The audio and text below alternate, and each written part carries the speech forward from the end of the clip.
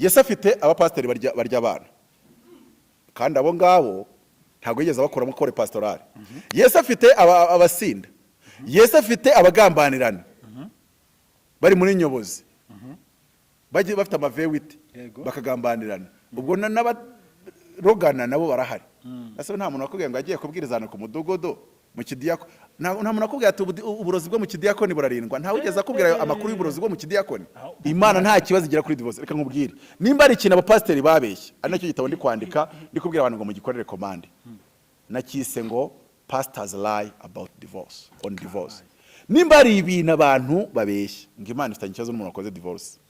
Imana yagira naho ubwo ikibazo n'umuntu wakoze divorce ntiyongere gushaka. Uburyo Imana yemera polygamy. Urakoze. Nese wamize ngo nabagushije reka bagushiriza icyarimo. Yesu reka nanjye ngusuza aho dukurikiye iby'agaciro gakomeye cyane kubugarutse ku bana natwe umwanya nk'uyu nguyu. Ndagushimiye ko wahisemo iyi channel. Niba ari ubwa mbere uhanyuze kandi cyangwa se ukaba utarakora subscribe wibuke kuyikora kugira ngo ubutaha tujye tubana mu biganiro byacu. Kuri kamera mwabibonye turi kumwe na Professor Apotre Mutabazi. Nishimiye ko njya kwakira Apotre. Ya murakoze kunyakira nanjye narimba kumbuye isezerano rero ari isezerano. Isezerano. Munuga abantu bamwe amasezerano wenda byivangavanga bakagira bakanayibagirwa. Ariko nubwo mwayibagiye buri yari Imana izasoza bikabatunga kandi yari yabitubwiye. Kandi ngo narabyivanyemo ariko nyine ni Imana y'amasezerano, it's a God of promises. So biraho nge ndaho ndamahoro. Buriya cyane kukunda kuba abantu nge buriya bameze nk'uri mu isi yanjye. Isi abandi baba barimo niyo mba ndimo n'ibintu bibe bitandukanye. Apotre Musa wambaye agashati ka made in Rwanda ukuntu Abanyarwanda basigaye bakora utuntu tw'ubwenge. Bagakora utuntu tw'ubwenge kandi gakorerwa hariya mu isoko rya Nyarugenge. Kuri nivo ya kabiri hejuru ya beka rwose uhita ubona ahantu badushonera ibintu bikagenda neza. Hari umuvandimwe rwose uri kudukora kandi ufite n'utundi twiza n'amasuti akorana zino nuza abantu bambara bari ku nano makazi bambara bari ku kwimikwa aba bishop nyine ayuzi yose afite nuza zimanutse imituku imyeru zigaho ni nyine we na nk'iz'abantu z'abanyeshuri ba graduate ni n'aba graduate byose arabikora. So rero bamugane bamugereho abakorere neza cyane. Yego. Rero by'umwihariko ngewe se ko ntabwo njya nkomeza ibintu by'imyambarire, ntabwo njya mbiremereza. Ntabwo ari ibintu byawe. Nge nambara mu mutwe, ntabwo njya nshaka kwambika umubiri se. Uyu mubiri wambara mu mutwe nambika muri mind. Buri wese abazaho imbaraga ze ziba. Imbaraga zanjye ni muri mind, ntabwo ari kwisura no kure. Kuri mind yawe uriyizera? Uriyizera kuri mind yawe? Gukora ibidasanzwe ariko gukora ibyo abandi bose bakora. Nkuvuye ngo mutaba ngo wakora amabarura se n'umuntu wiza atabyumva akayakora. Ntango hari mind ziba zara designinzwe ngo zikora ibintu bisanzwe. Hari n'izindi ziba zara designinzwe ngo zikora ibidasanzwe. Zikaba zitekereza bidasanzwe, zumva ibintu mu buryo budasanzwe.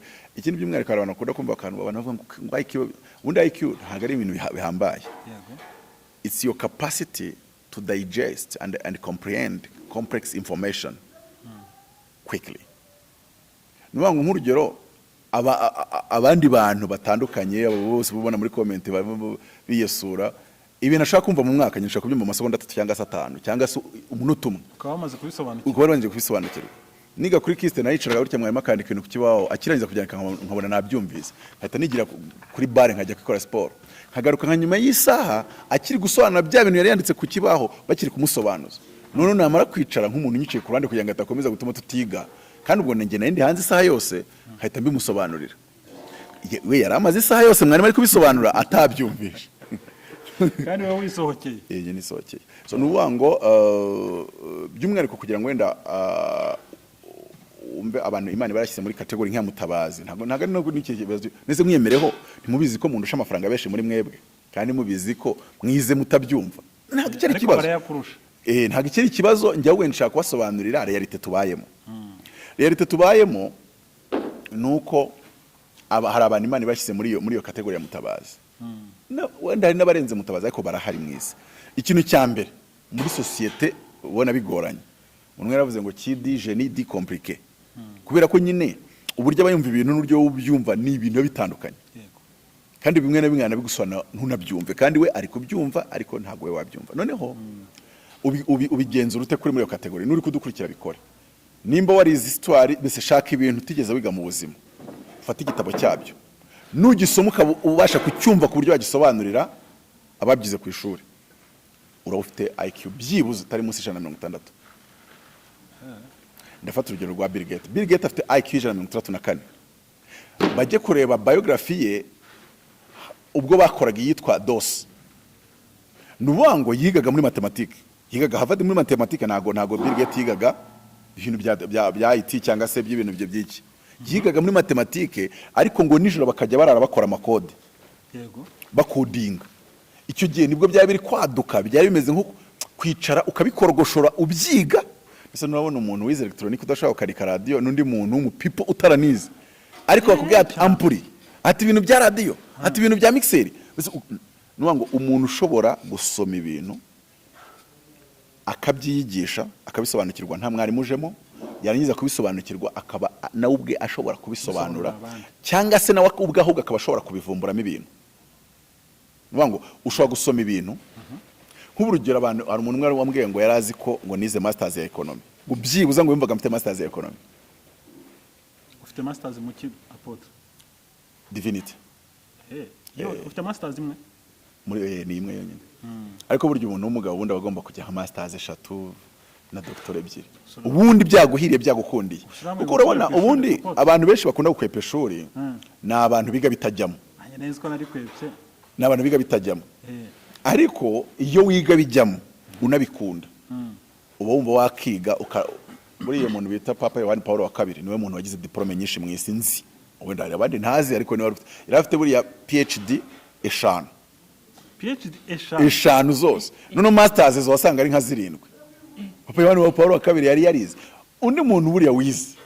Ariko we ntabwo yarengaga masters ahanini. Zipping usanga yarize ibintu by'imodoka z'intambara, ugasanga yize ibintu bya chimie nucléaire. Buri zipping ibintu afite mu masters babigutondekera ugatanga. Nawe ni umuntu wasomye ibintu byinshi. So ariko nyine ngo nashaka kubereka abantu uburyo nyine bibikoze. Nuwango nyine Imana abo bantu bashyira mu isi ngo bigende bite. Neze nyine nk'umuntu uvumbura nyine ni muntu ki.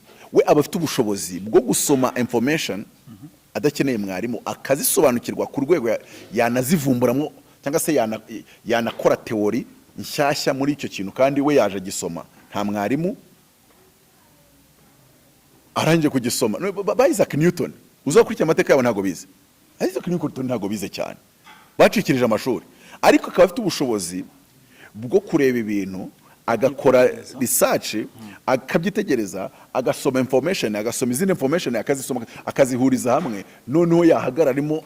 Donc ubushobozi bwo gusobanukirwa information nta muntu wazi gusobanuriye, ntago wabugira uri munsi y'160.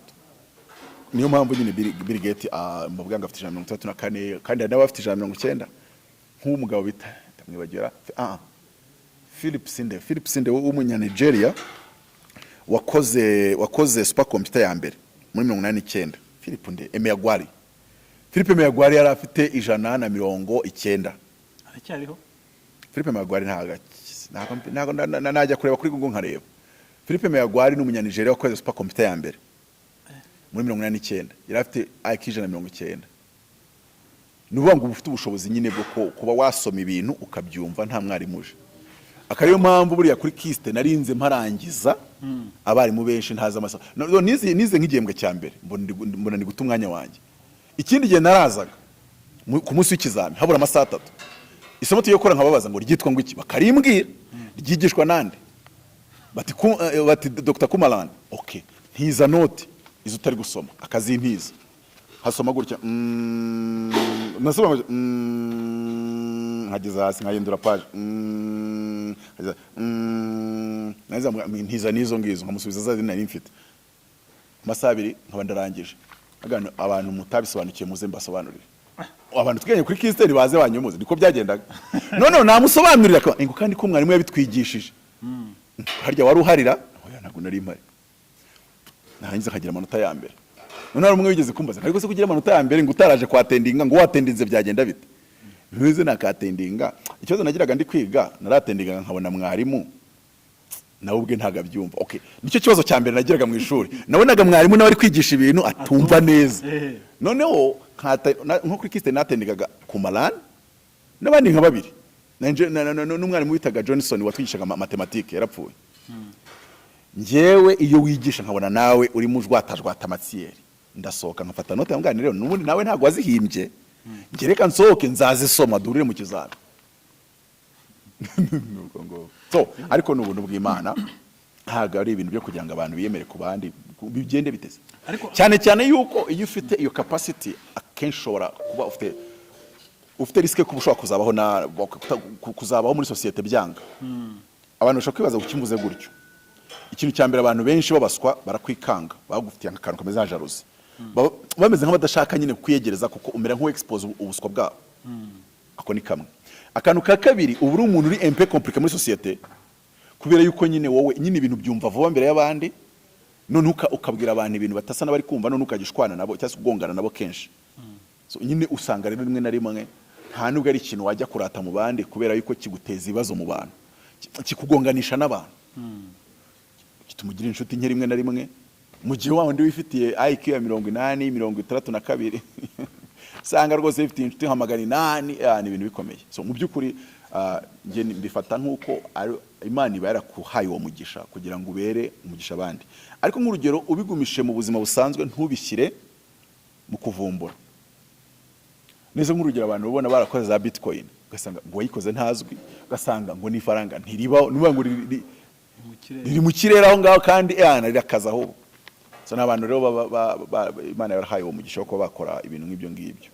Uzajya usanga abantu nka uriya Shanahan uri gukorana kwiyamamazanya na ntuza na Robert F Kennedy, donc wari VP we, nubwo wenda bashobora kutazagera ku mwisho w'amatora, ariko uriya Shanahan Nicole Shanahan yari umugore wa ntuza wa Larry Page. Larry Page, Sergey Brin, Larry Page ariko founder wa Google, I guess. So urumva yuko baradivorcinze, ariko kuki nayo mbizanye ngo baradivorcinze nubanga abantu bafite akiri hejuru baba baturanye na divorce anytime, kubera nyine kubera ko hari ukuntu abayumva ibintu byandi wo gutumva waba byumva, noneho ukuntu abyumva bikamwemeza. Abantu benshi kudatandukana babiterwa nuko nyine hari ibintu byinshi bimucanga mu mutwe. Nuba ngo hari ibintu byinshi bimucanga mu mutwe, ngo sabana bizanye, hari ibintu byinshi batumva ukuntu bizagenda, none akabwatereka fume nguma muri ibi bintu, kandi wenda bibona neza ko ibintu bitagenda neza. So rero wenda tuvuye kuri icyo ngicyo, ngiye kwiga nta kintu ntago bintwara imbaraga. Nabashije kugera ku ishuri ubwo byarangiye, nabashije kubona ishuri, nabashije kugera ku ishuri, ubwo ruba rwabonanye. Niyo mpamvu wavuze ko ushaka no gukomeza kujya kwiga? Shaka ngomba kujya kwiga. Erega bureka kamwereka kuva 2010 kugeza uyu munsi ubukora utuntu tw'uturaka nta bintu bifatika ubona wafatishije. Iyo myaka 14 iyo nza kujya kwiga, uziko mbafite ushobora kugenda ukiga PhD 3 kazo zifite. None ureba izo PhD 3 ubashe kuzifite, icyo bisobanuye nuba ngo na ya contribution ushaka gukora muri societe ubasha gukenerwa cyangwa se kuyitanga mu buryo bugize.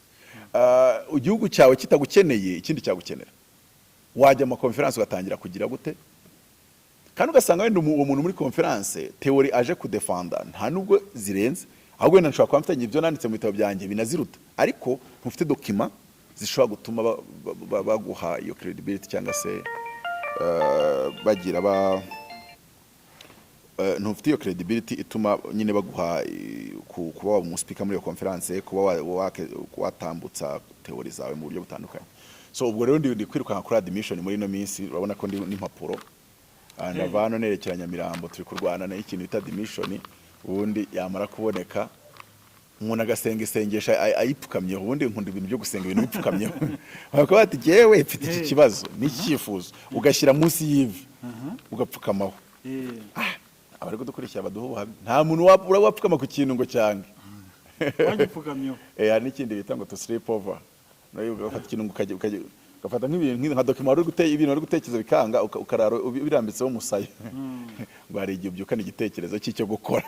Rero ubwo ibintu byo kubipfukamaho namwe ako gatekinike mukagira. Ndashaka kujya kwiga ku myaka 38 byibuza nkageza nk'imyaka 50 mfite PhD ebyiri. cyangwa se imwe ntacyo bitwaye, buri gihe kabiri wanayiga ufite 60. Rero abantu batagira ibintu byo kwiga muri bo usanga ariko nese ngo mbyige nzabikoresha iki. Nge muzehe wanjye yashatse lisansi yo muri theology ya administration insengero, ni diakone. Banamupanze ibintu by'upastor avuga ati mumbabarire. Mani magambo ariko yarabyiza arabirangiza. So nuwa ngo umuntu akiga abibona neza ko ntahaza azakenera kubikoresha cyane, akakiga kugira ngo amenye. Nk'umuzehe ntago yize kugira ngo agire ibyo ayobora. Ku myaka afite, ku mafaranga afite rwose ntabyo ashaka kuyobora. Ariko ariga bamutera ingofero, aragraduatinga, arangije akomeza yibera diakone w'inyubako. Ariko bigeze kubakisha urusengero ntago yisukirwa.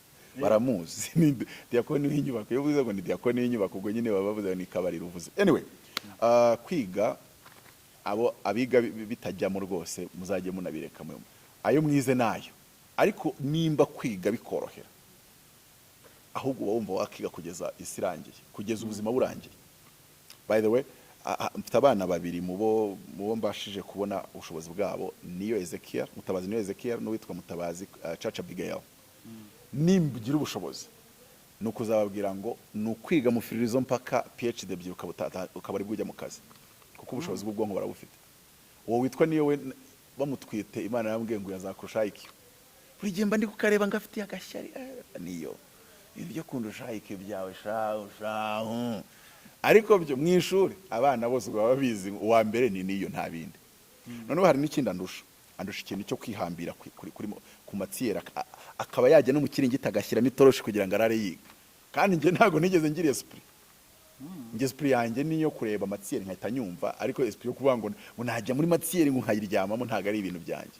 So nko kuvuga ngo tuvuye ku bintu by'ama degrees, ugiye ukiga Harvard, ariko note zose mwigiye mukazizana, wake zose mwakoze ukazima, nkabisoma tukajya ku expose muri sale waseba. Wowe ukajyayo kiga, ngiye nkasoma gusa, ariko tugasoma nyine the same content. So n'ubuntu bw'Imana, ntago ari ibintu byo bango ni ibintu bimeze gutya nakuriya, n'ubuntu bw'Imana. Ariko nanone mu bindi bihugu babibyaza umusaruro. Mu bindi bihugu babyaza umusaruro. None nkafata nk'urugero, uza abantu bakoze WhatsApp. Harimo abantu babiri, witwa Brian Acton na Jan Koum. Jan Koum n'umunya Ukraine. Jan Koum yakoropaga mu nzu ikodesha ibitabo. Noneho Jan Koum akajya afata ibitabo byose biganisha ku kintu cya IT na coding, yamara gukoropa akabitahana akabisoma. Arangije yigisha coding agera ku rwego yabaye umwe muri groupe y'abahakeri yari hari icyo gihe.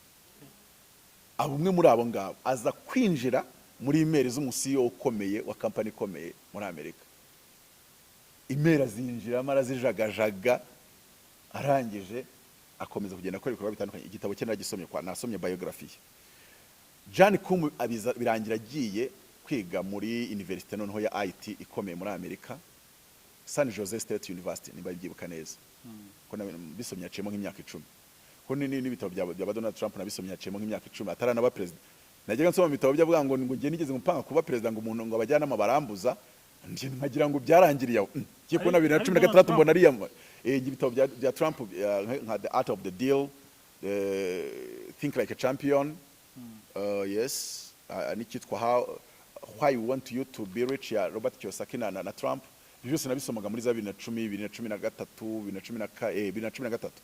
Ntangira kwandika igitabo bwa mbere bya 2013, 2014 na 2015 nibwo nabisomaga. None mbona 2016 aje kwiyamamaza. Ariko ubundi ibitabo bya Trump nabisomye mbere yuko aba president cyase nuko mbona yiyamamaza. Therefore, uwo musore Jan Koum yagiye kwiga kuri iyo ngiyo University ya San Jose State University. Arangije noneho abona degree noneho ijyanye n'ibintu bya IT. Ajya gukora mu yo bitaga urahita uyimenya yaho. Yindi yaho yagiraga akantu kagatangara inyuma. Nubera cyaba ariko yarasinziriye. Ariko hari igihe yaje gukuza amaposta rwose ibintu by'amabaruwa irabijegeza cyane. So ahangaha rero Jan Koum yayikoreye imyaka nimba ari 10. Kuko yayikoreye kugeza 9 karindwi.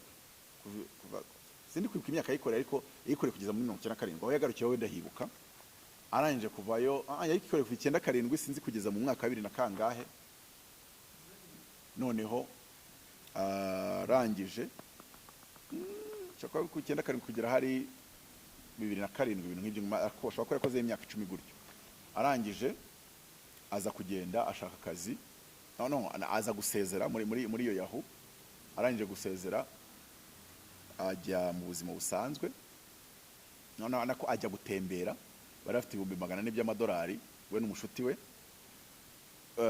ndumva ari Brian Acton bajyanye bya 400 by'amadolari bakoreye bagenda bayarya batembera arashira cyangwa se agenda akendera noneho bajya gushaka akazi hehe muri Facebook Mark Zuckerberg abizi ko Mark Zuckerberg 2004 nibwo yafatishije bo rero bari bageze 2007 batarafatisha urumva nuvuga ngo 2007 batangiye gukora muri Yahoo 2007 basohoka muri Yahoo bafite 400 bajya gutembera no kurya no kuzenguruka isi ku explora ubundi abahanga ntago bavuga ngo bagiye kuzerera hazerera satani no ku explora hazerera satani noneho bajya ku explora bafite 400 2007 batangiye muri Yahoo 2007 2007 bajya ku explora bafite 400 abashiriraho barangije 2009 bajya gusaba akazi kwa Zuckerberg we 2004 nibwo yafatishije Facebook none bagiye kunka akazi dokima y'uwo muntu bita Jan Koum Zuckerberg cyangwa se abahungu be barayifashe bagira gutya bajugunya muri puberi bati hano twe dushaka abantu bahimbye ibintu by'agatangaza babihimbye ubundi hari Facebook bafata umuntu wakoze nka app igatwika bakamuharinga bakayigura ya app bakanamuha akazi bakamwishyura amamiliyoni buriya Christine Amanpour ahembwa miliyoni 5 z'idolari ku kwezi kandi president Amerika ahembwa 400 ku kwezi mu mwaka ahembwa miliyoni 5 z'amadolari mu mwaka president Amerika ahembwa 400 mu mwaka bivuze ngo Christine Amanpour nk'umunyamakuru mukecuru uko CNN ahembwa umushahara wa president ukuba 13 none hariya Silicon Valley barakuzana bakagukubita umushahara w'ibihumbi 40 by'idolari nk'umuntu wenda CEO wa Microsoft ahembwa miliyoni 40 z'amadolari mu mwaka miliyoni 40 z'amadolari mu mwaka ubundi ibintu byose warabisomye ryari papo nuko ngo nsoma ibintu kuryo udashaka kubyumvisha nsoma ibintu by'ubutasi nkasoma ibintu by'igisirikare nkasoma ibintu bya politike nkasoma ibintu bya education ngo ndasoma ngongera nkasoma none se ndabisoma cyane ariko nanishatse kwereka yuko uyu mujeni bita Jan Koum yabashije kwiyigisha IT kugera ku rwego abo umuhakeri atarigeze ahura n'umwarimu bimwigisha noneho ajya kubyigana no kuri university ariko urabona ko yagiye gukora muri Yahoo akanigirukana ku kazi abenshi muri usanga barakoze amadipose icyo ni c'est sûr noneho arangije ajya ku explore agarutse nibwo bakoze code za WhatsApp 2009 nibwo bazinjije nabo bakoze app bayishyira hanze nyuma y'umwaka babona umushoramari umurasha wo muri Russia ashoramo miliyoni z'amadolari mu mwaka umwe bari bafite abasubscriber cyangwa se abantu bakoresha app yitwa WhatsApp bagera kuri miliyari kandi byaragiyeho 2010 bari bamaze kugera 2014 waundi Zuckerberg wazugunye dokima y'umuntu umwe amubwiye ati wowe uri cyugugu mu bijyanye n'ibi bintu dukora bagura WhatsApp miliyari 19 z'amadolari n'ibice bitatu nimba mbyibuka neza bayiguze muri 2014 nimba mbyibuka neza 2017 byose numva bayiguze vuba ntago yaba ari muri 2017 atari 2014 byari 2017 ko birashoboka byashoboka ariko nyine wumve ngo abo bantu naje dushaka kwereka ngo abantu Imana yahaye ubwo bwonko ibare bahaye kugira ngo bakore ibyo bintu nk'ibyo byaba Jan Koum na Brian Acton kuko iyo uvuze ngo ubwo bwonko urabujyanye igiye kwigisha primaire wateza ibibazo kuri iyo primaire hari n'igihe bahakwirukana kuko wowe rega Imana barakuremeye kuvumbura noneho ukajya mu bintu niyo mpamvu abantu bakunda kwaza ko mutabazi ngo ko ibintu byose uvuga bimeze nk'aho bitandukanye n'ibyo abandi bavuga. None se ni gute Imana yandemana ubwonko yandemeye kugira ngo mvuge nk'ibyo pasiteri wawe avuga? None se ubwo mwanga icyo gihe waba no gusuzugura Imana, kuko uri kugendera mu nzira abandi baharuye, kandi wowe yagushyiriyeho guharura inshyashya. Ntabwo yagushyiriyeho kugenda mu z'abandi baharuye, cyane cyane mu isi y'ibitekerezo. So mu by'ukuri rero ni icyo ngicyo, niwe mutabazi. Niyo mpamvu manumva ubundi nta muntu wakabaye abuza mutabazi kujya kwiga, cyane cyane igihe mutabazi nta kintu ari gukora kindi atakora ari kwiga. Ko nimba nkora consultance nzikorera online kuri machine, n'ubundi nazikora ndi ku ishuri. So kujya kwiga rero ndashaka kujya kwiga international relations na diplomacy, narangiza PhD nkagaruka muri Afrika. Ntabwo wenda ari itegeko ngaruke mu Rwanda ariko nzagaruka muri Afrika, kuko ngiye ubumenyi bwose nshaka kubukoresha kuri Afrika. Kuko urumva rega amazi akubwiye umuntu yakarabe wayabwira ko nawe udafite ingero. Ntabwo waza ngo ujye mu karere k'iwanyu ngo babwire ngo ariko nko nize ngo diplomasi, neza urakora diplomasi y'akarere ibaho. So ariko nzakorera Afrika, nzakorera muri Afrika. Ubumenyi bwanjye bugomba gutanga umusanzu kuri Afrika. Nimba ndi no kwiga hakaba ari uburyo umuntu ashobora kujya agira ama research akora, nzajya nyafokasinga kuri Afrika. So kuko ndi umuntu niyumvamo ko ndi interesse cyane n'ibintu by'ububanyi n'amahanga. So ndashaka rero kubishyiramo imbaraga. Wenda turimo dusoza kuri iyi ngingo, ubundi umaze gusoma ibitabo bingahe? Mu bitabo byose wasomye, igitabo wasomye kikakugirira akamaro ni ikihe? Igitabo nasomye nkagisoma inshuro nyinshi gifite page 700, n'igihe nagisomaga iminsi 2 nkaba ndakirangije ndara ntasinziriye. Nkagisoma n'ubanga iminsi 2 nkayimara ntahumbije amaso. Amasaha 48. Ntahumbije amaso ndi kugisoma. Ni igitabo cyita Intelligent Investor cya Benjamin Graham. Uwo Benjamin Graham akaba ari we mentor uwitwa Warren Buffett uhinga mu Bugesera. Akaba ari we bita the king of the stock market. Wigeze abo wa kabiri mu bukire ku isi, igihe kimwe akaba wa mbere, Bill Gates akaba wa mbere, bagasimburanwa, ariko uyu munsi ba Elon Musk barabasize. Ariko hari imyaka bagiye basimburana, abo wa mbere ku isi mu mutungo bamwita Warren Buffett. Muri Amerika bamwita the king of the stock market.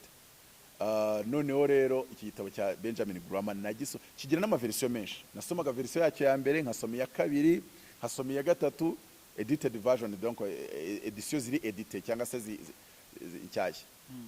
Kubera iki? Kubera yuko nubwo nshaka kwiga diplomasi, ariko buriya isi iracuruza. Ngiro nshaka kuzajya nkora diplomasi itekerereza muri investment. Diplomasi ariko ifite touche ya investissement, ubucuruzi. Diplomasi ariko ifite touche ya investment, international investment. So nubango rero niyo mpamvu nkunda gusoma ibintu cyane byanditswe n'ababita ba nimbari Jamie Dimons, abantu kuri Wall Street. Nimba hari ibintu nkurikira ni ibintu byo kuri Wall Street, nyine abantu bacuruza isoko ry'imari n'imigabane. Isoko ry'imari n'imigabane abarikoraho batekereza gute, ese ubundi investment nwango icyo kintu, kubera ko nyine mfite bwa bwonko bushobora gusoma ibintu nkabyumva nta mwarimu, nawe nziga diplomasi ariko noneho nge nsoma ibitabo bya investment. Niyo mpamvu abantu bakunze kuvuga ati ko Mutabazi kuki utagiye mu bintu by'ubucuruzi, kubera ko bumva ibintu bya investment bidiribura cyane. Ariko ntago nabyize kugira ngo njye gucuruza mu isoko rya Kimironko. Please mujye munubahe umuhamagaro w'Imana. Umwana yampaye ubwonko kugira ngo mbe nabikoresha ku rwego rw'igihugu. Ese ntujya wumva ukuntu bajya bavuga ngo u Rwanda ngo rwashoye ngo miliyari 20 z'amanyarwanda ngo mu byogajuru ngo rurahomba. Nzi nyine numva atari ikibazo. Nese ubwo abo bantu bashoye bagahomba, urumva barahamagawe muri iyo domaine. So nubwo buryo nge ntekerezamo ibintu, ntekerezamo ko ibintu byose mfite mbifite kugira ngo bifashe igihugu, bifashe umugabane. Nimba ari ibintu by'agatangaza, sibyo kugira ngo mbiyemereho, nibyo kugira ngo bifashe umugabane, bifashe igihugu.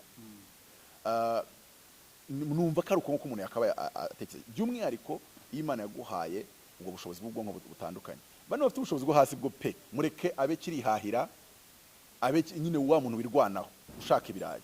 Ariko reba nk'urugero wumvishe Mutabazi ariko uvuga ngo ndi gushaka ibirayi, nuko ufite mentality yo gushaka ibirayi, byaba ari ikibazo gikomeye. Kubera yuko ntabwo Imana yaguha ubwonko bumeze gutyo kugira ngo uzabushakishe ibirayi. Abandi iyo utarnye ubukoresha wiba, kuko escroquerie y'umuntu ufite ubwonko butyaye cyane, we noneho ntabwo escroque abantu, yo escroque ibihugu. Nicyo kibazo. Nubango rero ubugomba kwemera ukavunika cyane ariko niyo mpamvu amazabona nasomye ibitabo bingahe. Njye ndi umuntu udasoma ibitabo byinshi cyane, ahubwo nsoma ibyiza cyane nkabisoma kenshi cyane. Nuvuga ngo nsoma igitabo ngicamo gutya, ariko ubundi iyo nshaka ko igitabo cyinjira neza nshobora gusoma paragraphe nkayisoma inshuro 50. Buriya nshobora gufata Bibiliya verisiyo 10 zo mu Cyongereza n'izo mu Kigiriki ko Greek nzi kuyisoma, noneho narangiza nkasoma umurongo uvuga ngo kuko Imana yakunze abari mu isi cyane byatumye itanga umwana w'ikinege kugira ngo umwizera wese atarimbuka, hajya mu yindi verisiyo nkayisinziriramo nkongera nkakanguka nkamara nk'amezi 2. Ariko ninjya kwigisha uyu murongo uzagira ngo ahari nge ndawuhimbye ntago ari wa wundi wasomaga. Nuvuga ngo rero no mu bindi bitabo nsoma nuko nguko mbikora. Nuvuga ngo ngira igihe cyo kubisoma information zikajyamo, none nkagira n'igihe cyo kugenda none nsoma information nkayidecompose nkayicagagura mu mutwe nkayishwanyuza nkongera nkayihuza n'utundi duce tw'indi information nasomye mu kindi gitabo, none za information zo mu bitabo nka 20 nkazikoramo information imwe. Ubundi nako nandika ibitabo. Nuvuga ngo ibitabo byanjye biba birimo information nahimbye ariko nshingiye ku zindi nasomye mu bindi bitabo. Niyo rero nicyo gituma rero nsoma ibitabo byinshi, byanga bikunda amaze gusoma ibitabo bigera nko muri 300. Ariko ubundi target yanjye nuko ngomba kugera imyaka 50 nasomye ibitabo 1000. Noneho narangiza haba nanjye mbasha kwandika none ibindi bitabo ku ruhande. So gusoma ni byiza, cyokoze nimba usoma ibintu kumva nturi kubyumva aho ngaho ntago waba uri kwivuna. Buryo umuntu wese ajya agenda uko imbaraga ze zingana, kandi buriya ibyo yaguhaye ukirwa urwanira ibya Mutabazi, ibyo yaguhaye nibyo byawe nibyo byiza kuri wowe. Ariko by'umwihariko nkunda kubona n'abantu benshi babimbaza, tubazi ko ufite ubwonko bwa atari ko udafite inote nyinshi. Yabe n'ikibazo ushatse gushaka inote nyinshi ariko izo note ukashaka kuzibona mu nzira ariyo yose, waba uri guhemukira Imana yabuguhaye kugira ngo bukorere societe mu buryo bwagutse. Naho wakinjiza make ariko ugire impact muri societe nini. Kuko nese reba ba Einstein, tuvuge ko Einstein yari afite amafaranga angana n'ubwo yari afite, kuko ntabwo batwereka Einstein ari umukire. Kandi imyaka Einstein yabereyeho n'imyaka Henry Ford n'abitwa Henry Ford. Ese turebe Isaac Newton. Isaac Newton yagiye gushora, ndabyibuka nasomye igitabo kuna Isaac Newton muri 1820 yagiye gushora mu cyo bita South Sea, arangije arahomba. Yari yaguze imigabane y'ibihumbi 20 by'amapaundi. Ubaze mu mafaranga y'uyu munsi ni nka za miliyoni z'amadolari 100. Isaac Newton utwere yakoreye twose dushyira muri South Sea arahomba, ku buryo yarinze apfa umubwira ijambo ryitwa South Sea akaba yagukubita umugeri, cyangwa se amubwira ngo dushore ku isoko ry'imari n'imigabane. Ahita avuga ati ngiye kuzagenda nje muri izo za physique nkore science, ariko ibintu byo kujya ku isoko ry'imari n'imigabane ibi bintu si ibyanjye. Ibyo turi kubibwira abantu turababwira ngo nimba Isaac Newton mumwemera, wari uzi ko yashoye agahomba, kandi hari abandi bari gushora bakunguka batanganya ubwonko nawe, ariko yari yagiye mu kintu ataremewe, yari yagiye mu kintu kitari icye. So ibyo ngibyo abitera abantu kuvuga ngo wishaka kuba nka kanaka ba wowe, ariko umenye ngo ukuntu Imana yandemye biransaba ko nkora iki muri ubu buzima. Kandi ni iby'abantu bose, nta muntu waremewe gukora ikintu kimufite inyungu, waremewe gukora ikintu gifite inyungu ku bandi. Reka tuvuge ngo twese twaremewe gucuruza, ariko ducuruza mu buryo butandukanye. Urakora ikintu gifitiye inyungu abandi, babandi ukoze ikintu kibafitiye inyungu bakwishyure. Nkuko Isaac Newton nyine yakoraga physique akishyurwa, anyerereye mu bintu by'isoko ry'imari n'imigabane. Imana iti kubita inkonji, sinigeze nkujyana mu bintu by'ubukungu, urajya garuka. So mu by'ukuri rero buri wese ajya yimenya. Mutabazi nawe ubwo urugendo rwo kwimenya rugeze kure, ubwo namwe nizere ko muri mugenda mwimenya ibintu bigenda bisobanuka. Yego, uravuga uti rero mu rugendo rwo kwimenya ndimo kugenda ndusobanukirwa. Muri uko kwimenya menya harimo na divorce uretse gutangaza. Abantu rero kuri imihanda baraje bati Mutabazi ibi bintu yakoze ahubwo ivangirwa, ubwenge bwamubanye bwinshi none bitangiye kumurenga. Aho koko ntago byaba ahubwo byo wita kwimenya byaba birimo ahubwo kukurenga wa mugani wabo bari kuza bakoresha iyi mvugo, kuko n'abavuze bati Mutabazi yari yarajujubije umugore we, ahubwo umugore we yakaba yari we wasabye divorce mbere, ariko umugore we yari ihanganye. Wabuze ibintu byose isi yose baravuze kuri Putin, wenda n'urugero mfasha umuntu w'umujeni mu isi naba ntekereje byihuse Putin. wabuze ibintu bamuvugaho mu bihugu bitandukanye, wenda akamfata abanyamerika, wabuze ibintu bavuga kuri Putin byose, byaba ari byiza se buriya byose? Hari n'ushobora kuza kuvuga ngo Putin ni idiot, ariko se umuntu arabakaraze mujya kujya muri Iran mugatanya gutekereza ngo Putin buriya arabyumva ate? Buriya aba ari idiot nk'uko mubivuga. Abantu rero buriya bavuga byinshi, kabiri buri wese avuga ibingana n'uko atekereza. Kimwe nzi, nta muntu ufite ubwonko bwa Mutabazi wabaza ku bya Mutabazi yakoze ngo avuge nk'ibyo abo bandi bakubwiye. Naho nujya kumbwira ibyo abantu bizabiriya primaire bakubwiye bakeneye views no kurebwa no kugira gute, rimwe yanabivuga akagira umuntu umwandikira akamubwira ati wavuze ibyo nemeranya nabyo kuri Mutabazi, nanjye buriya kuri wabitekereje niko nabitekereje. Uyu muntu abakeneye rwose kuba yaza akavuga agasohora ibyo bitekerezo bingana uko ibyo bingana. Uwo muntu wabivuze ushobora no gusanga azi ko u Rwanda rugarukira icyanika. Abantu batandukanye wenda bagiye babivuga, ntago wenda azi ko Justin Trudeau ari PM cyangwa se wakise nka president, kubera ko Canada igira PM ntago igira president. Justin Trudeau yakoze divorce akiyoboye Canada, nta nubwo yahise bamweguza ngo gukoze divorce ngo urego, nta naho bihuriye. None se kuba senateri Vode yakoze divorce yarashatse ejo bundi 2013 yakoze divorce, mubona muri Sena babikora nabi? Hari n'ikibazo wenda agira ntago cyaba gihuye na divorce, ariko cyaba kiri ahandi wenda nimba harawe yahiritse, ariko ine ariko ibintu byo kuba abantu bashobora kumva ko umuntu atakora divorce uko byaba bimeze kose, ni ibintu byo mu isi y'utujiji. Niko isi tujiji. Ese ubundi wamunga nimba rutujije ngo dukore divorce noneho bigende bite? Ni ikibazo. Kujera ubuzima bwa nyuma ya divorce bisaba ubwonko bwagutse. Benshi akora divorce akamara imyaka 10 ubona yarangiritse mu bwonko, rimwe na rimwe akanagumamo kubera ko avuga ati n'ubundi narangiye gupfa, nararangiye, ubwonko bwarashize, reka ngumanga nguma ni fier. N'abantu batigirira icyizere avuga ati ubwo nsohotse abantu banekereza gute? Utekereza yuko umuntu ufite umuntu uremetse nka Mutabazi utekereza ko bari kwibaza ku cyo umutekerezaho? Ubwo nyine byansaba kugira ngo nsubire ngire ubwonko nk'ubwo ufite. Ntago wabaho wibaza ibyo isi gutekerezaho kandi warashyiraho kugira ngo uyitekerereze. Washyiriweho gutekerereza isi, none utangiye kujya wikonforma ku mitekerereze yabo washyiriweho gutekerereza, byaba ari ikibazo gikomeye. Hagaruka uwitwa François Hollande yakoze divorce ari muri presidence Champs-Élysées hariya mu Faransa, arayikora ntibamweguje, madamu wanandika igitabo aratwika, harashya. So ibyo rero ni ibintu bisanzwe. Nakomeje nkubwira ngo Nicole Shanahan yatandukanye na Manze Sergey Brin. No, ni Sergey Brin kuko abafonze Google ni Sergey Brin na Larry Page. So rero Nicole Shanahan yari umugore wabyumva. Donc nawe ubwe ntago azi ibyo yibereyemo cyase n'iki. So ntago yashingiye ku bintu bifatika. Suko abasazi batabaho, ariko ntago nubwo yashingiye ku bintu bigize gute bifatika. Mu by'ukuri rero ntago tuzaba mu isi. Buriya Einstein ashobora gusanga yarigeze yitwa umusazi. Trump nta munsi batamwita umusazi. Mbireba Elon Musk nta munsi batamugurukana. No. Iyi si ukuntu yubatse, injiji zifata abahanga zikabita abasazi. Nta n'indi definition bafite yabyo, nuko yasaze. Kiretse umuhanga acecetse baravuga ngo ni umuhanga, ariko iyo umuhanga avuze baravuga ngo umusazi.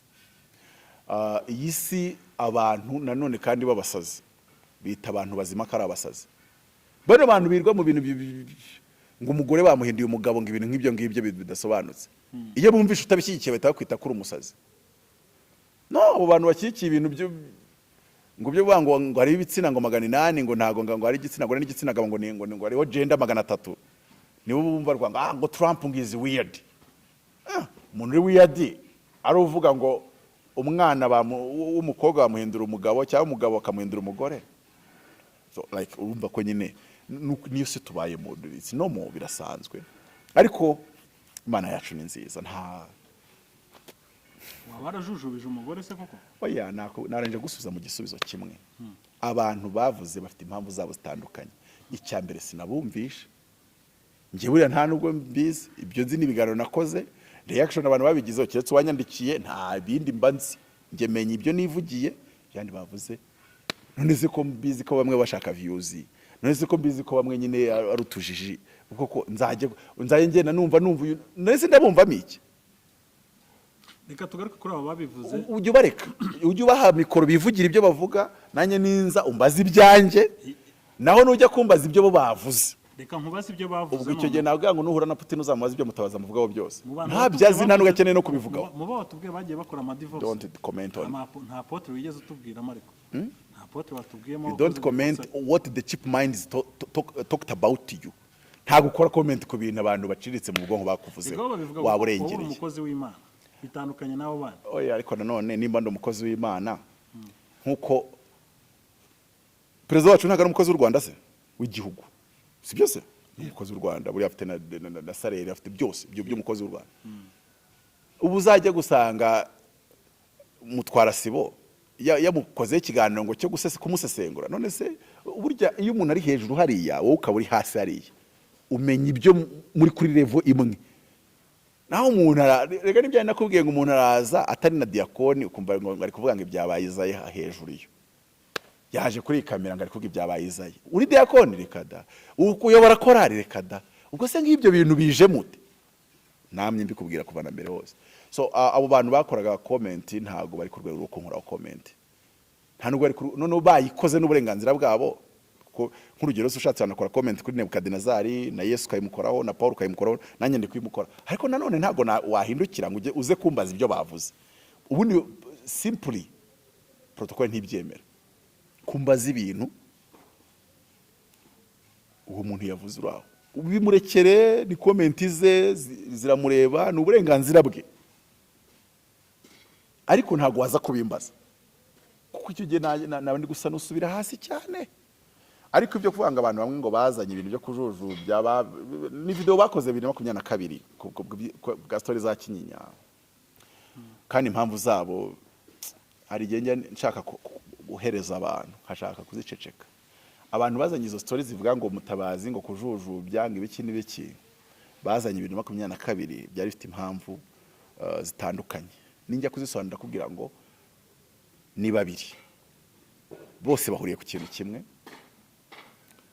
Icyo nakita financial base yabo nicyo nakita fan base yabo nimwe na power base ya Ingabire Victoire. Uwo muntu rero ntago nshatse kukujyana nyine, niyo mpamvu mbihiniyaho. Uyu muntu abasanzwe agufiteho akantu kinjari rimwe na rimwe. Uyu muntu hari nige ntacyo mamupfa abo bakavuga ngo nimvuga nabi Mutabazi ya power base imurakariye maze kuvuga mu kanya uri kwitinyira ko nayisubira mu bwa kabiri. Ya power base iragira gute? Irampamagara, iranyandikira, irohereza akantu, irandeba viewership. Abo bantu rero mbabazi nuvuga ngo iyo abantu bo hirya y'amazi barakariye Mutabazi, kandi mu minsi yashize ntago byari ibanga bari bandakariye dupfuye uwo muntu nyine nkubwiye. Rero iyo bandakariye mbazi neza ko ari abantu bagomba kwitoratoza bakanyibasira kuri media. Mba mbizi neza n'amazina yabo, mba nyazi neza, mba mbizi ko nta kindi bari bukore, kandi nanjye nkabumva kuko nabikora inzu ari kubaka Inyamata arashyiraho umusakaro bikunde, nabikora abamuhaye amafaranga asohotse gereza baramwongera ndi cyane ko nanamuhaye ikiganiro iz'umuntu avuye hano amafaranga wari umpaye ndayategesha mugeraho, twavuganye ko ari bumpetike kubera ko icyo gihe ntago nari mfite intuza. Nyuma yuko cyo kiganiro gisoka, icya kabiri nagihaye wowe, icya gatatu giho uwo ngo wundi ndakimwihera. Ibyo bibazo byose abibariza mu kiganiro, ariko arangije akora n'ikindi nyuma yacyo, azana ibintu byavuzwe n'umuvandimwe Karegeya muri 2022. Okay, ariko byaravuzwe ntago byashaje, nta nubwo babivuguruje ibyo. Ariko nshatse kwereka yuko mwebwe nta muamubona ibintu bisanzwe mukabona ngo bavuze, ariko nge ndarenga nkavuga ngo ese ari kubivuga gutyo gusa, nk'abantu wakira besha bivuga gutyo gusa kari kabyumva. so abo wakira abivuga ko ari kabyumva cyangwa akabivuga kubera ko ari byo biramuha igikundiro muri diaspora nyine ko abantu baba ngo ratwa nyine urwanyije icyo natwe twumvaga cyakarwanyijwe wowe ni impamvu ebyiri zisanzwe ziri simple nta kindi kintu kibyishe inyuma ariko abo bandi umuntu aramutse ambwira ngo numvishe kuri jarasi bakuvuzeho mbanza ibyo nibyo bamvuzeho financial base fund base power base mbanzi neza ibyo bari buvuge nagiye kure nk'urugero nk'uko hari umutipe yagiye bamuha ikiganiro yageze mu kiganiro ati mu bantu nemera muri iki gihugu kuri izi mbuga ati nemera Apotre Mutabazi ako kantu bagakasemo kuri jarasi none se nk'uwo muntu agira ngo amvuge gute noneho namuhaye ikintu ari bukoreshe cyoroshye kugikoresha cyitwa divorce bijyanye nuko abanyarwanda bayifata mu buryo busa naho bwagutse so urumva ko uyu muntu navuga ibintu kaza kubimbazaho kandi ukaba ukeneye yuko mbisubiza ubwabyo ntabwo ndasubiza ubwabyo ahubwo ndasubiza icyamuteye kubivuga kuko none we ashobora no kugiramo impamvu zirenze imwe ashobora kugira impamvu ariko abyumva akagira impamvu yuko umuntu urwanya u Rwanda yarakariye Mutabazi kandi namvuga nabi wa muntu warurakariye Mutabazi aravuga ati unkoreye umuti uyu muntu afite impamvu nyinshi yashobora kubivuga ariko nanone tutakuraho factor yuko hari igihe bari kabyumva kabiri umuntu yarutse kumbwira ati dukora ikiganiro ati ku bintu bya basabata ariko views zashizemo ati uvugire yago cyane ati nibwo biri kurebwa ngaba big energy barabireba none mwese uri kureba Mutabazi najya kuvuga ibintu hanza kureba birebwa cyane Yesu uko siyo tisinshonyemo mvuga ibiri mu byo ntekereza nemeranya nabyo wenda bimwe nkabihishayo kubera ko numva atari ngombwa kubitangaza ariko none ntago wambwira ngo vuga ibi bintu kuko ari byo birebwa ibyo ngibyo hari abandi bari kuri urwo rwego nabo uzajya bashaka ndetse kuko bari kuri urwo rwego bazanabikora neza ariko nge nubinzanamo nanabigerageje nabikora nabi kuko si wengewe that's not my level so mu byukuri ni ikihe kibazo nyirizina gifatika burya nkunda umuntu mbaza ngo wenda ntumbaza ahubwo ngo kanaka yabajije ibi yavuze ibi ubundi ajya kuvuga icyo yavuze yagishingiye kuki wenda uko bati yagishingiye ku murongo wa Bibiliya uvuga gutya ukambaza ahubwo ngo ku murongo wa Bibiliya wagurya uvuga gutya icyo rero bana twe twigarukiye mu ijambo buryo nawe wisumbaza ngo abantu bagize kuvuga ko umuntu nka Apotre akoze divorce kandi urumva hano nyine dufite uko tubifata nka tabu hano ntabwo ari ikibazo ntabwo bizagusha benshi kuri sino nukaza no kubyitangariza iyo babyivumburira nibwo byari kuba ari amahire nukaza wihakana ukaza wenda ukabyemera ariko utaje kubyitangariza nibwo byari ko bigize protocole none ukwigisha protocole z'indyarya ngo jewe ngo uruca muri nzira zo kugira ngo bigaragare neza uti buriya niba byizana nkaza ngende kubyisobanuraho nibwo bizaba no not that ikintu cya mbere abantu bagomba kumenya Bibiliya ikintu tubuza ni kimwe never divorce your church ariko umugore we nta kibazo akaramata kavuga ku itorero na Kristo niko birivuga ariko Abefeso 5:31-32 ngo nicyo gituma umugabo azasiga se na nyina akaba n'umugore w'akaramata bombi bakaba mu mubiri umwe ngo ibyo mvuze n'ubwiru bukomeye ngo ariko ubwo bwiru ngo bwerekeye ku itorero na Kristo abapasiteri mudukurikiye muri aho harya tutarajya ku kibazo kibazwa nimba mwakabaye muba babwiriza butumwa cyangwa abahanuzi n'abaririmbyi ariko uzanarebe buriya utaragiye mu ishuri ntago waririmba indirimbo mbonye aririmba bazakubeshya utaragiye mu ishuri ntago waririmba ziriya ndirimbo uzanyere ku muntu utaragiye mu ishuri indirimbo nk'izambonye wape ahitaza akavuga ati kirabaye yewe nanze kuvuga izina ridafata umuntu ati rabicugushe ati ni ku murongo we ati ni ibintu bijyana aho ngaho ariko mbonye avuye muri masters mu Buhinde naraye ku marembo y'ijuru nta muntu warara ku marembo y'ijuru atarakandagiye ishuri ntazakubeshye muri umuntu nawe batarize uzamubwira uti ni wize ujye ubyemera kutize reka ujye ubyemera abandi nikirabaye irabivivuye irabihondaguye rimwe na rimwe akanavuga n'ibintu biblically bitandamye uri umuntu atize abatarize nuhura n'umuntu utize uzagende gakeya yanaguca umurundi niyo mpamvu bafite umuyobozi bakashyiraho wize kandi nta integrale azakoresha nese umuyobozi w'akagari akeneye integrale nese umuntu uko tuyadafite umuntu uzi gusoma no kwandika wize 3 ya primaire kwa kundi wize x na y na derive na integrale buriya byatumye ngira ikintu bita common sense gushyira mu gaciro. Buriya kuri izi mbuga mukunda kwakira abantu ubwabo atari no ku rwego rwo gutekereza. Pripresses mu ukunda kwakira abantu atanashoboye gutekereza. Kandi ubwo aje kuvuga ntanashoboye gutekereza kandi akeneye kuvuga. Ubwo aravuga iki? cyo kuvuga Ntatekereza, ntafite ubushobozi bwo gutekereza, ari ubwonko bwe kuba ishuri ryaramunaniye nuko atarashoboye no kwiga ibyo abandi bose biga, ari hasi y'abandi bose, the average people. Noneho ntashoboye gutekereza, nta nubwo yigeze ashyira imbaraga mu gutekereza. Uwo muntu najya kuvuga azavuga iki? Azavuga idahiye cyavuga ibaye, kimwe muri bibiri. None abantu bajya hariya nyine babirebe, kuko wenda barushye mu mutwe barashaka kubyumva. Hari n'umuntu wavuze ngo ubugoryi buraseringa. It's okay, it's fine, ariko ntumpeho rwose. Narumvishe ngo hari n'abantu ngo baba influencer ngo muri media ngo bize amashuri makeya. Keretse ko ibyo ngibyo mfata nk'agasuzuguro. Urafata umuntu utarangije primaire ngo njye nirwa mukurikiye. Hari cyatumye atarangiza primaire my dear. Ntabwo nakumva ngewe rero. Ntabwo nakumva. Keretse nimba ubwiye ko ushaka gukubura umuharo cyangwa gukata utunyaza. Kandi mfite inote zanjye nta ndwa wankatira jari dutarize. Reka. Reka icyatumye utiga bagomba kukigendera kuri. Wasanga ari na daimoni nyine ishami cyaranye kuri cyo ntago ngenda yiteza. Nimutarize mbabarira. Ari nibishoboka najya ndeba moto nabona hari moto y'uwiza akaba ariyo nicaro. Umuntu wiza barize my dear. Byibuza azi gukoresha common sense agatekereza ibikwiye. Ntago wagera ahantu ugiye telefone ngikuzimiyeho ngahita wenda gutera ikofe ubuze kunyishyura. Yashaka ikintu kiri making sense somehow. Ndahita gufata mu ijosi. Undafata mu ijosi. Urabanza yuririze biteye kutiga. Akagukubita ikofe.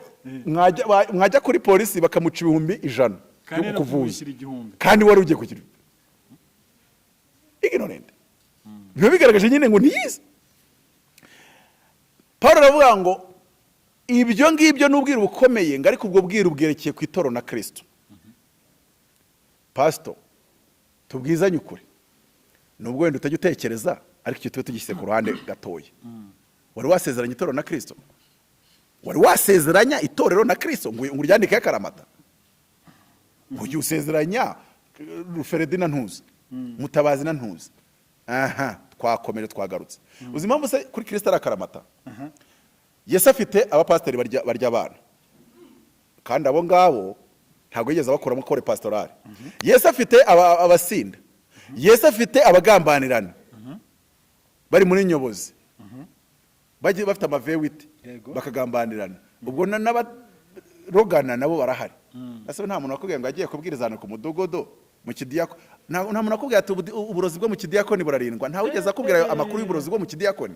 Buri munsi ahubwo ibyo byo turabyumva. Aha. Bakaguha n'ubuhamya ahubwo bufatika. Urumva ko Yesu abo ngabo shaka ndabazabajyana mu ijuru. Urumva ko yaravuze ngo ntawe uzigera zivuvunura mu ntoki zanjye. Aka nakaramata. Urya abana akavuga ati ariko nagukoye amaraso y'igiciro nzakugeza mu ijuru. Ukagambana ati ariko nagukoye nta wazimvuvura nzakugeza mu ijuru. Ako nakaramata. Uburyo rero kukamarata mugafashe mukajyana kwa baro Fredi nabantuza nabyo nindisije. Bibiliya ntago yemera yuko divorcinga your church. Icyo nise your church ni igiki? Ikimana yakuremeye gukora. Don't divorce it. Don't divorce your vision. No, reka mbisobanure neza. Don't divorce your vision. Because to your vision you are a Jesus and your vision is the church. So don't divorce it. None se haje umugore ushaka kukudivorcingisha vision wakora iki? Hoye ndakudivorce wowe ahubwo vision iyo dusinyana karamata. Niyo mpamvu nyembwira abantu nkagira ngo ntazajye unyiyahuraho. Don't marry me, marry my vision. Don't marry me, marry the vision. Because if you marry me and not the vision, I will divorce you and stay a karamata with the vision. Uwo muntu yaranyandikira mbwa ngo iyo abantu bari bazi ko ibintu by'ubusambanyi atari byo bisenya urugo kurenza kudahuza mu mitekerereze. Ati wantunguye ko nta muntu wundi nanakumvisha azi iryo banga. Kudahuza mu mitekerereze ni binini cyane kurenza ubusambanyi. bidamejinga urugo kurenza gusambana. So nakomeje icyo ari cyo cyose.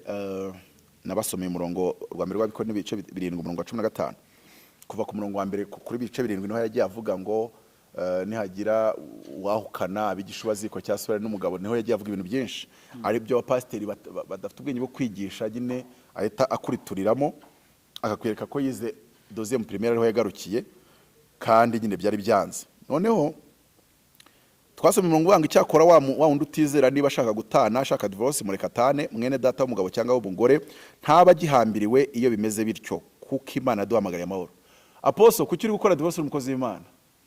Haleluya, kuko Imana yaduhamagariye amahoro. Igisubizo cyo cyoroshye kuko Imana yaduhamagariye amahoro. Cyetse wenda nimba unshinja ngo ndabizi Apostle uvuye mu rugo rwa rurimo amahoro ahubwo ugiye mu rurimo amahane. Aho ngaho reka mbyatire nk'umukozi w'Imana nk'umushumba nk'intumwa.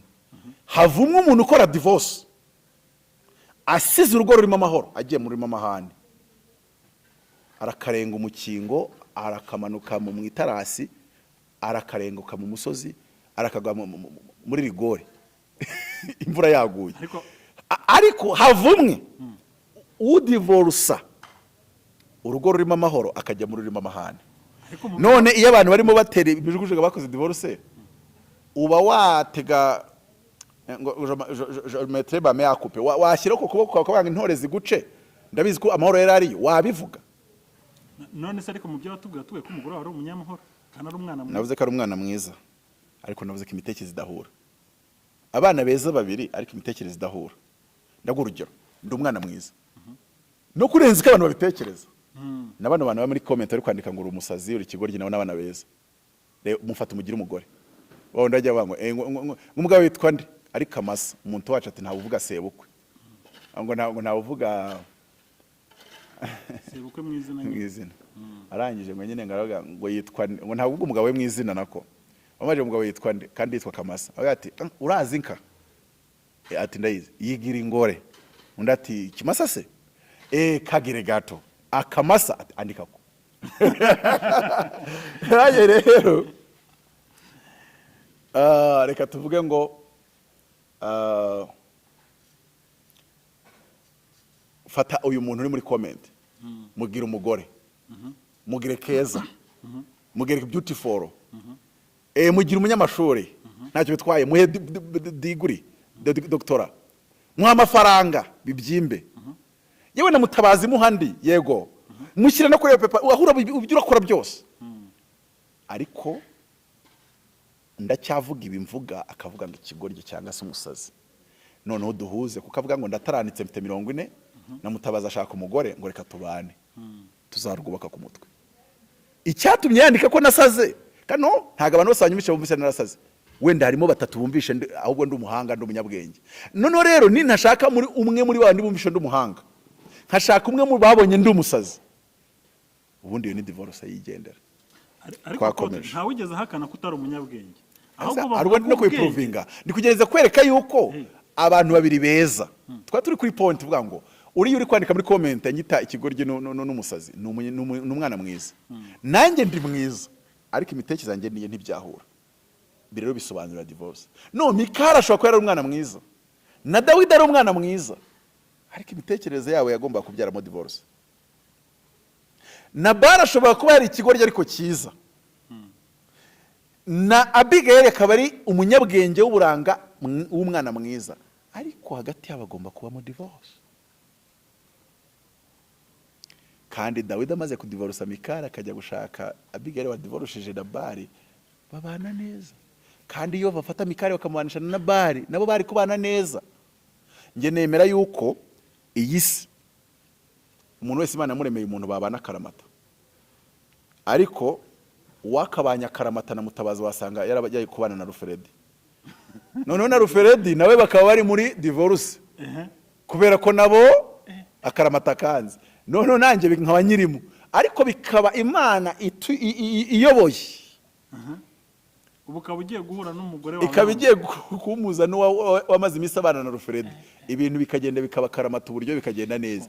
Imana nta kibazo igira kuri divorce. Reka nkubwire nimba ari ikintu abapasiteri babeshye ari nacyo gitabo ndi kwandika ndi kubwira abantu ngo mugikorere commande nakise ngo pastors lie about divorce on divorce. Nimba ari ibintu abantu babeshya ngo Imana ifitanye ikibazo n'umuntu wakoze divorce, Imana yagirana ahubwo ikibazo n'umuntu wakoze divorce ntiyongere gushaka. Kandi kongera gushaka ari cyo kibazo. Batubwira ko ugomba kubigisha waziko. Nakubwiye ko ababyigishije ntibanemerewe gutekereza. Ubwo bo babisomye uko bahita birukanka. Ntago asoma ibintu ngamenye ibyo Paulo yandikiye abakorino kubera contexte historique, contexte culturel, contexte constitutionnel. No. Nkaho yabwiye abantu ngo abagabo ntibakavugire mu iterano kuki musigaye mwirwa muvuga mukanavuga nk'abari kunuza mukavugira no kuri YouTube. Yavugaga abagore. Nukabwira abakorino byari bifite contexte yabyo. Umuco ntiwemereraga abagore kuvugira mu iteraniro. Akababuza rero kubikora kubera ko buzuye umwuka wera. Ariko ni contexte y'umuco. Ariko si umuntu kubisobanuza no kubasha avuga ngo abadamu ntibakaba abashumba. Muri ADPR ni muri kuseta ibirenge ngo oya ndashaka umuvugizi w'umudamu muri ADPR kwanza. Kugira ngo ubundi nicyo cyamara abazimu muri ADPR. Umuvugizi w'umudamu. No kuko nta fondoma bifite. Mu Rwanda ruhaye ijambo umugore nta fondoma kuba ADPR tarayoborwaho n'umudamu, nta fondoma nimwe. Yamahaye nta fondoma mbona. Cyetse nibatubwira ngo nta mugore twiye tubona ashoboye. Aho ndabyumva. Ariko si fondoma se ni yi. No ko babagira ba mwarimu se. Ko babareka bagahanura se. No hari amakori no bo ntiyanahanuraga. Paulo aravuga ngo nushoka kuhishurirwa ujye mu rugo bimubwire mu rugo azaza bivuge. No izi nzandiko zabo tureke kuzisoma. Izi nzandiko Paulo yandikiye. Ari nabyo nakubwiye ngo ntibaza Imana ntizagutume kuri presidentarize. Nubihishurirwa uzaje kwibwira utayise agenda bivuge, natabivuga uzabwira Imana ati njye akazi kanye nakarangije. Kuko ntago Rwanda ari isi yumva abantu batakandagiye ishuri. Wabihishuriwe yego genda ubibwire ushobora kugera. No wanize ariko hari icyo twita vulgarisation. Abikorere vulgarisation aragira ukuntu abitanga. Ndaguha urugero. Ndi mu iteraniro nkerekwa ibintu ngo by'umuntu ngo wari usimbutse igipangu ngo bimeze gutya na gutya ku muntu. Ntago namira nkazanjije zita ngo haguruka ngo ngiye kubona ngo umuntu werekeye Nyamirambo.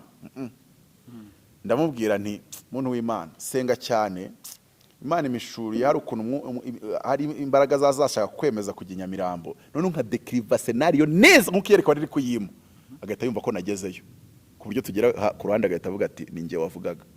Kandi njye nabikubwiye ko ari umwuka ushaka ari imyuka ishaka gukoresha ibyo bintu, ariko ko nusenga iyo myuka itazabigukoresha. Kandi njye bihona ko abikoze already, ariko mbikubwiye uhagaranye n'umudamu wawe ntago yamenye icyo nkubwiye. Neretswe yuko wenda waryamye muri Marriott uri kumwe n'umugore wambaye imyenda ijipo ngufiya y'umutuku n'inkweto ndende n'isakoshi imeze gutya natwe. Ntabwo nguhaguruka ngo mboye njye Marriott ngo hita watura. Ndeta nkubwira mwene da ngiye kona mwiyerekwa mbona wambaye gutya nkabidekriva kuko ubizi kejo mwari muri kumwe yambaye gutyo ureta wumva ko ngewe ntari kubona ko bizaba nabibonye ko byabaye ariko ngewe imbere y'abantu ngisi bizaba cye ari imbere. Ariko nusenga ntago bizaba. Imana izana kurinda uwo mukobwa w'intuza y'umutuku. Ariko nge naranje ndabizi ko nimbikubwira gutyo rero tubiconnect tukabona ko nabibonye ko wabikoze. Cyase nkabireka nkabikubira muri office. Nshatse kwereka uburyo umuntu wize ashobora kuba icyo agiye kuvuga ni kimwe ariko uburyo ari bugi imvugo ari bucyambike. Ari bugihe iraza kuba yihariye.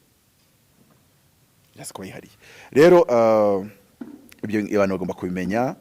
Ni byinshi twavuga. Iki gitabo rero bagikorere komande bagisabe ariko bategereza igihe nzanagiza kugikosorera ntagira uwishyura ntagira ugira gute nuko ngo ndagikeneye nkakwandika muri telefone yuko nigisohoka nzaguhamagara. Pastors lies on divorce. Title ya kabiri kitwa ngo God has no problem with your divorce. Nta kibazo ifitanye no kuba wewe watandukana.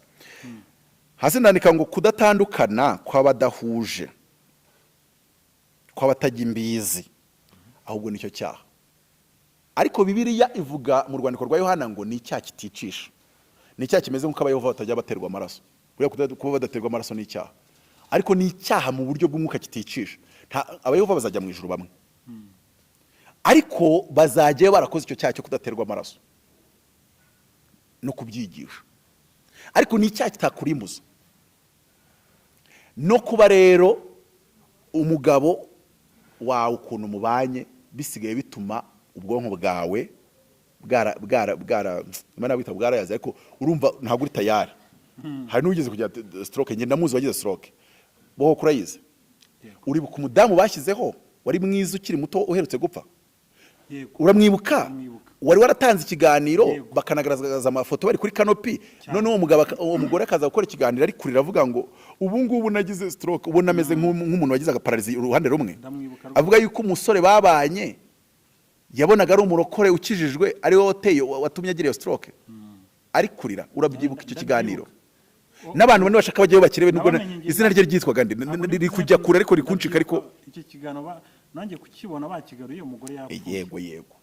Okay. Ntabwo nibuka izina rye. Uriya mugore rero yakoze icyaha cyo kutadivorce. Umushumba yakoze icyaha cyo kutamutegeka kudivorce, cyangwa se kutamugira inama yo kudivorce.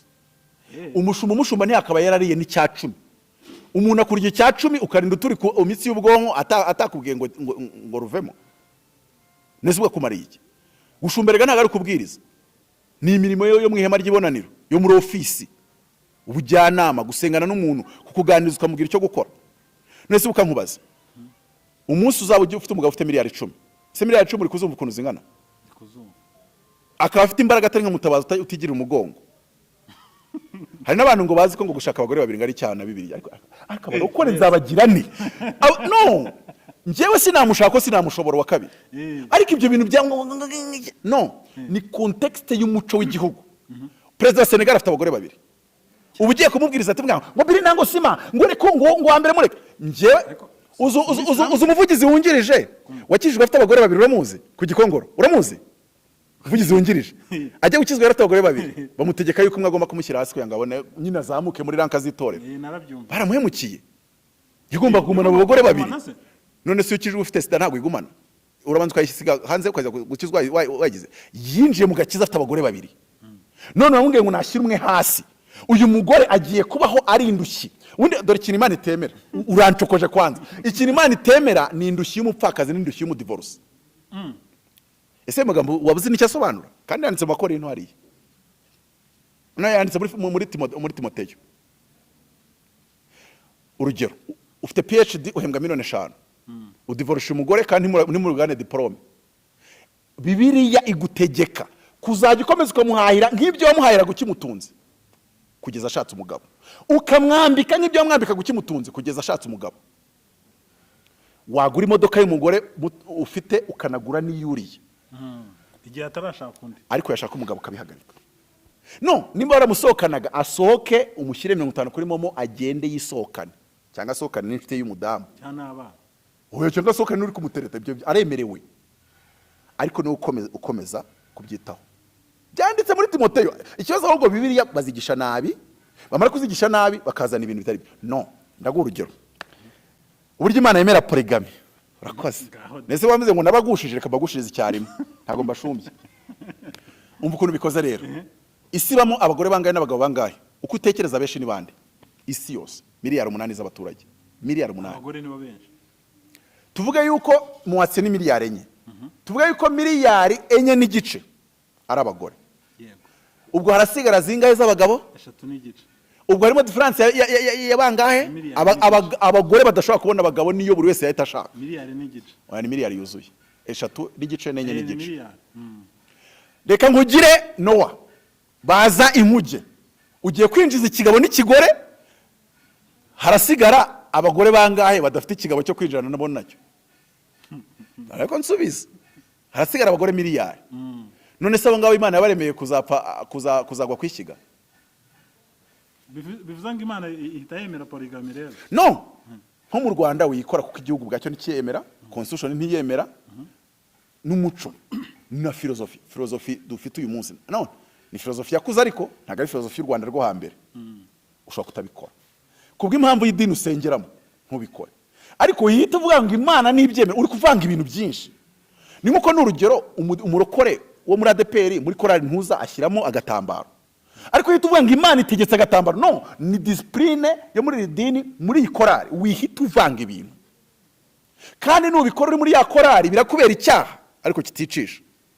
nge nabonye umuhanuzi araza turi gusenga mu cyumba abwira umumama ati wa mama we kuramo icyo gitambaro mu mutwe Imana imbwiye ko ufitemo dike agahoziyana kakandi bita agahoziyana kandi ari guhanurira abandi bantu bafite menshi bafite ibiherena by'ibiziga ntago bari kubatuza ariko kuko wagiye biri nango sima ahantu batemera agahoziyana warangiza ukibwika ukagashyiramo igitambaro agahita kerekwa sinzi ni muri kumva iki kintu nuvuga ngo ni muri mu idini itemera polygamy n'igihugu kitemera polygamy ubundi kuki ushaka polygamy ariko kankubaze fata umugabo wa miliyari 10 umugore we ashwanyuse colonne vertebrale ahora mu kagare gutya ntiyakora ikiriya gikorwa uwo mugabo siri nka Mutabazi wa niba utanigirira akagongo we arabashije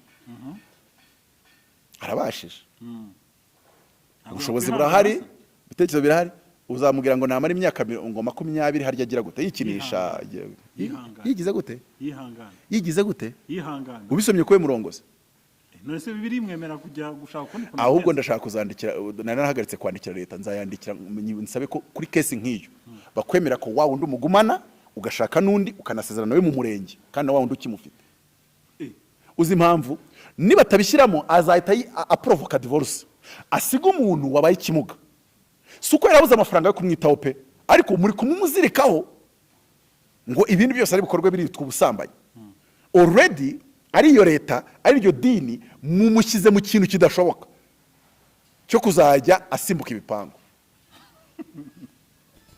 ikibazo muri gushaka kunyiregaho cyane munyereka ko muri mukuri ntago muri mukuri kiretse ni munyemerera yuko gutekereza mutaragera mu kirere cy'abatekereza ariko nimba mutekereza aho harimo ikibazo yakabaye afite uburyo ashobora kumugumana wa wundi wa mbere akajya mwitaho kandi akafite nundi ariko ibyo byose birajyana n'ibintu bitandukanye bijyanye nuko abantu bumva ibintu conscience yawe ubwayo nk'ubungiye conscience yanjye ntinyemeza ko nashaka abagore babiri ntago yabinyemeza kuko namaze no kwiyanaliza nsanga ntabashobora urundi rugero si twabonye ko ari abagabo miliyari ubwo ngubwo bifitemo ubushobozi bw'amafaranga n'ubw'umugongo bwo gushaka abagore babiri kandi abagabo miliyari bashatse abagore babiri twasigara nta kigabo kibuze cyacyo ariko akaba ari ikigabo gifitemo ibyacyo bibiri ariko ntago twabonye ko miliyari 3 n'igice z'abagabo zose wazibonera babiri hari abantu Imana iba yararemye rwose ikaba wowe ibona ko wowe utabyishoboreye bya babiri nawe ubwawe ukabyibasha kubyumva nta mpamvu yo kubijyamo rero kuko bisaba byinshi pe nta nubwo bisaba byinshi mu buryo bw'amafaranga gusa n'imbaraga z'umugabo uretse n'imbaraga no kuba bose uri buhekeya ukabaganiriza byose so ariko ngaho si iyo mbivuze gutya simbabwiye ngo mujye gushaka babiri ahubwo nshatse kubabwira ngo iyo ugiye gukizwa ufite abagore babiri umwuka mureka harya ngo idini niyiza kujyana mu ijuru bakabaye bakureka ugakizwanya babiri iryo dini tabemera ko ukabata oya yaje abafite bakajya nimba ubaye n'umushumba bakajya baza tujya muri Kenya cyanika Kenya naragiye nsanga ahantu bita mu Masayi ari ubwoko nagiyemo bwegeranye n'Amasayi nsanga umushumba aho nari ngiye kubwiriza afite abagore 4 kandi bose abicaza ku ruhimbi poka wewe bose abicaza ku ruhimbi yajya kubakira ariko sibyo niki ko yica dayimoni uza amavuta agira ngo okay ngo umudamu wanjye mbere nabanza haguruka basuhuze agahaguruka kopitara yakajujwe ibuzura dayimoni ati umugore wa kabiri nahaguruka nawe yatakaye agahaguruka agahita afata abadayimoni akabaha banyina umva akayiza ku mugore mutoya barangiza bakicara agakorera Imana akabwiriza agasenga abantu bakabohoka ndakubwiza ukuri none nimba Imana ibyo bintu itabikunda kugitamwatsa amavuta tujye tubwizanya ukuri nimba Imana ibyo bintu itabikunda kugitamwatsa amavuta bitekerezo bya ko biturenzeho nyine birabarenze ko mutajya mutekereza nge nawe mvuze ngo bikore ariko vuga utwenda mu Rwanda ntitubikora muri Senegal barabikora none se Imana ni guha kujya gukora missiologie bigaragara ko mutize missiologie reganye nize muri university masters y'aba missionnaire ubu Imana ikujyanye mu gihugu cyemera polygamy Samia Suluhu n'umugore wa kangahe n'uwa kabiri mu bagore batatahari cyangwa se mu bari babiri n'abayisilamu tugende gakeya ndi kwereka contexte constitutionnelle y'igihugu yabwiye abagabo ngo abagabo bafite ubushobozi bwo guhahira abagore bakaba bashobora babiri bahahira aho kugira ngo umute ab'indushyi y'umudivorce cyangwa se indushyi y'uwatawe ushobora kuba wabatunga ari babiri bose kandi ukabamenyera buri kimwe nta mpamvu. Tugaruke ubu Imana ikujyanye mu gihugu cyemera polygamy gifite n'abantu benshi, none hari kubyemera mu itegeko, hari no kuba bafite filozofi yabyo, bafite n'umuco wabyo. Ivuga butumwa ryawe waritangira kuvuga ngo buri mugabo narekura umugore umwe asigara n'umwe. Ndakubajije ntabwo bitinyuka abantu ndi kubaza rero, kubera ko batigeze batekereza bureko atekwa wamwe mutabazi ibintu ari kumbwira ko bitangiye kumaking sense. Nyine tangira wibaze, umuntu yasanze nambaye ikanzu aramubwira ngo kuki wambaye ikanzu, ngo kandi Bibiliya ivuga yuko ngo umugabo atakwiye kwamana n'abagore. Nese umuntu wabikwigisha kubera ko iyi kanzu abagore yo bambara muri icyo gisiramu uvuga, nubwo wenda wavuze ko ari n'isiramu nabyo simbyemera, ni kanzu yo muri Middle East. Nese Yesu yambaraga iki? Ati kanzu. Nese Mariya yambaraga iki? Bikira Mariya bambaraga, nawe yambaraga ikanzu. Nese ibyo wabitekerejeho? Nese wigeze uvuga ko Yesu yambaranye na Mariya kubera ko bose bambaye ikanzu? None ukabuje kumbwira ko nambaye ikanzu yo muri Arabia Saudite ngo nambaranye n'abagore? Nako none rimwe na rimwe ababigisha bazajya bashyiramo n'akadoze k'ubwenge. Reka ntacyo bitwaye. Ntabwo nzaza kuvuga ngo kunywa inzoga ni icyaha nshatse 200. Nge sinyinywa, ariko nta hantu nge nakwereka muri Bibiliya ko ari icyaha. Tutangiye tuzinywa? No, ntago none ahubwo mbaza kuki utayinywa. Ubwo nyine Imigani 30 ravuga ngo inama nyina umwami Ramuweli yamugiriye, yamubwiye ngo Ramuweli we ntago umwami akwiye kunywa inzoga, nta nubwo igikomangoma kikwiye kunywa vino, ngo ugire ureke urwo rushunga rundushyi baruke ubabaye mu mutima. Nje Mutabazi nigeze mvuga ko mbabaye ku buryo wamurushunga ndushyi, ariko abarukiye mu mutima nabajye barukura. Ariko se nimba hari abantu basengera iwawe bakaba barushye by'agatangaza, nusanga banguye kuri Sipongo urarakara. Uziko abantu bageze ku rwego batangira kubwiriza ko Yesu atanywaga inzoga. Yesu yanywaga inzoga, ahubwo bamubeshyaga ko ari umusinzi. Yesu yanywaga inzoga, ahubwo bamubeshyaga ko ari umusinzi adasinda. Ahubwo Yesu yasangiraga n'abasinzi, noneho bakamwitirira umusinzi adasinda. None se Bibiliya muyisoma gute? Yavutse atwarwa n'amategeko. Icyo gihe abatwaga n'amategeko bose barayinywaga, uretse abanaziri na bene Rekabu n'umutambyi mu gihe cye cy'ubutambyi. Yesu ntiyanavutse mu muryango w'abatambyi, yavutse kwa Yuda, ntabwo yavutse kwa Lewi. Yohana umubatiza niwe wakomokaga kwa Lewi. Ibyo byose baba babisomye. None se yavuze ngo iki? Ngo yarababwiye ngo abantu bikiye nabageranya n'iki? Ngo bameze nk'abana bahagaze mu maguriro, ngo bari kubwira bagenzi babo ngo twabyinnye ntimwari, ngo twabyinnye ntimwishima, ngo turabo